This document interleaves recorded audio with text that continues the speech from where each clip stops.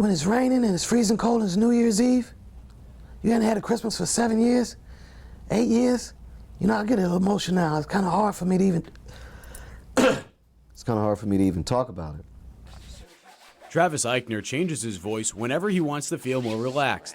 It's one of the many ways this one-star student athlete at Spring Valley High School has coped with being homeless for nearly a decade. Some days you don't eat.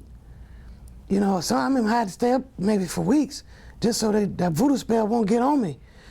Because you might not eat it. You might eat something that's not edible.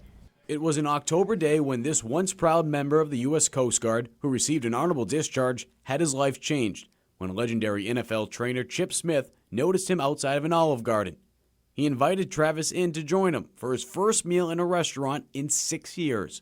He was not starved for food, he was starved for humanity and friendship and conversation. I don't know how he knew, but Coach broke me off some money, man. I'm good, man. I can't handle it. Coach broke me off enough for my storage space.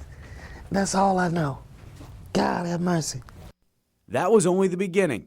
Days later, without any way of communication, Chip drove around Duluth, Georgia for 5 hours before eventually finding Travis.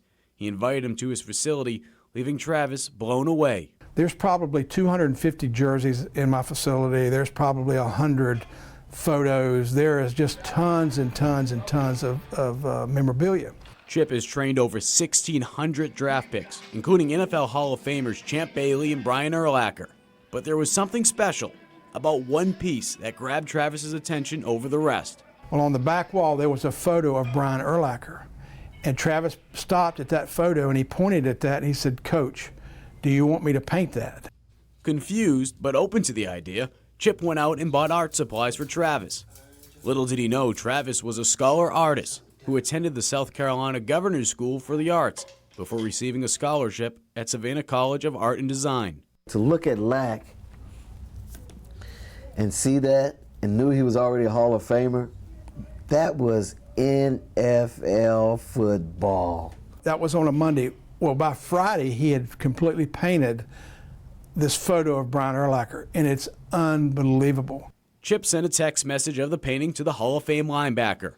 Urlacher said he wanted to sign 54 copies of Travis's painting to be sold, with all the proceeds going directly to Travis. In addition, Urlacher also sent Nike clothing and shoes to the painter.